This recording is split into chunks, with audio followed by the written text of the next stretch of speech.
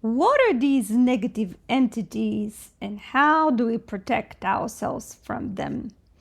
Most common form of negative entities are coming from the lower level of the astral, they call it spiritual realm. Usually, these are spirits of people who have already passed away, but for some reason cannot proceed on their journey to the place of rest called Devakan and so forth.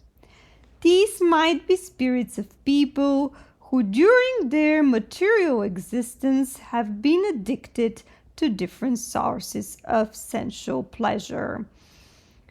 Anything like over excessive drinking, indulgence of food, sex, drugs, gambling, material possessions, money, it even can be a treasure. I'm sure you have heard about some spooky stories about ghosts guarding different treasures. Because these people cannot, in their spirit form, consume any longer anything, they usually gather around places or people who indulge and overindulge in these activities, like bars where people drink excessively. For example, if you have a relative or a close friend, but usually that happens in families, a relative that has been an alcoholic and he has passed away, you may feel sometimes oppressed, in a state of despair. I need to underline here that will be different than just feeling sad for this relative's passing. And anyway, you being in this state of sadness and despair, you decide to drink alcohol to the point of becoming drunk. The next day, you feel sad and regret doing so. The same goes for overindulgence with food, drugs, gambling, or emotions of anger, jealousy, any negative emotion that can just come and basically storm over you. It's important to retrospect and understand why you are feeling whatever you're feeling, where these desires and thoughts come from. Was that just you that happened to have a bad day and drank a bottle of wine? Or was it something else? There is another form of spirits that can also drain our energy. And this is a little bit different, difficult to explain. But I've seen people who cannot let go of loved ones that have passed away. It can be anybody. And for that same purpose, they feel very sad. And the person that has passed away, their spirit also feels sad and attached to the living being. Therefore, it cannot move further to their place of rest, to their place of retrospection, and further towards the light. So once you feel excessively sad and you're in an absolute state of despair and mourn for longer time, longer than what usually people mourn, at a certain point in time you need to let go and move on. What happens is the spirit of this person actually stays around you in our material world.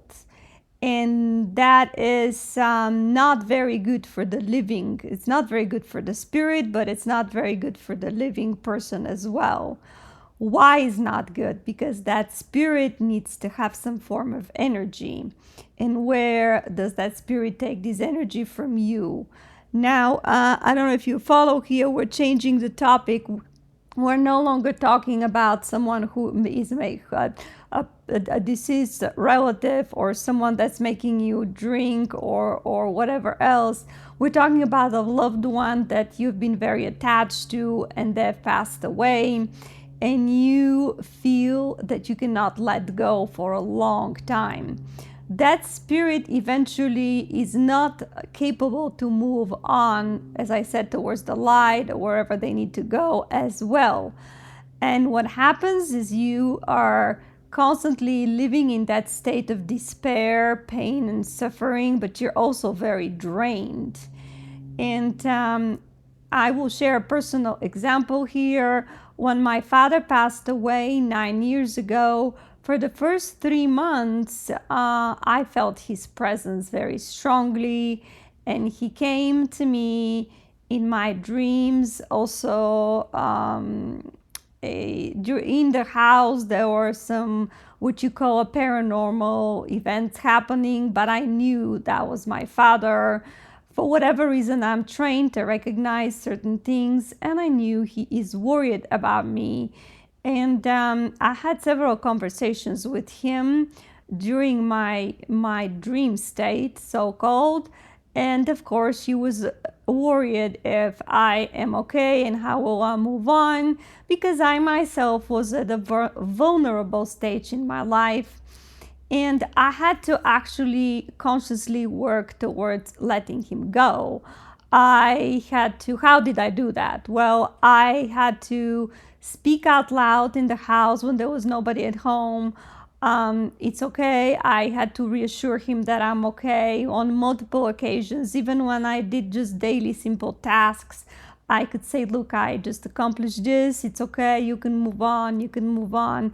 I will manage. Don't worry about me. He even came one day to ask me something very specific, which had not been resolved. I want to underline, it was not resolved. However, I knew that this bothered him a great deal, and I did tell him it's okay that this was resolved. And I guess that kind of puts his, I don't know, his mind, if I can say that, at ease. And in a couple of weeks, I was not feeling his presence anymore. I think he moved away. I think he moved further, wherever that he needs to be. Now, I still say a prayer for my dad's soul from time to time. I light a candle for him in church, but I no longer mourn him. I accept that this is part of the God's plan, that he had to go at an early age, 68. He could have lived another 30 years, but that is what happened, and I had to accept that, and I had to move on with what I had with what I had available. Again, I want to underline, I was at a vulnerable stage in my life. And the same, you need to realize that people who hold very close to someone that has passed away, they do beyond the point of mourning, beyond, they stay like that for years. That is not healthy. It's not good, not only for the spirit who cannot move away, who cannot move on their journey, but it's not healthy for the living as well, because they continually feel drained, because that spirit has to actually consume some form of energy, and is going to be next to the loved ones, thinking the loved ones still need them here. And the living ones that are holding that memory so close actually constantly feel drained. So it's important to understand. It's also important to figure out how not to get contaminated, because the topic of this talk is how to protect ourselves from negative entities. Well, maybe those particular entities, the last ones I'm talking about, are not necessarily negative. However, if things are not handled properly, at a certain point in time, they become negative for the rest.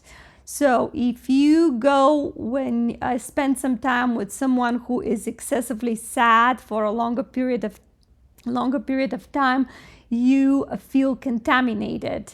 Their negative energy will contaminate you. This contamination can go beyond just people being sad. But if people are invaded by a lot of mind parasites or negative entities, which I described, they can also contaminate you. So if you spend some time with people who are negative, they eventually turn into so-called energy vampires and they drain your energy. And for more information on that, you can refer to my video on energy vampires and how to protect ourselves from them. But it's important to realize our energy space, who we are with, what is their mental state, what is their astral space. Now that's a skill. Yes, you need to learn what is the astral space of the people that you are with. That is not that anybody can learn that. You don't need to be a psychic to know that. You just see how they behave and you see how you feel when you're with them, and that is already is going to tell you what is their astral space and if you want to be with them or not. Thank you for listening.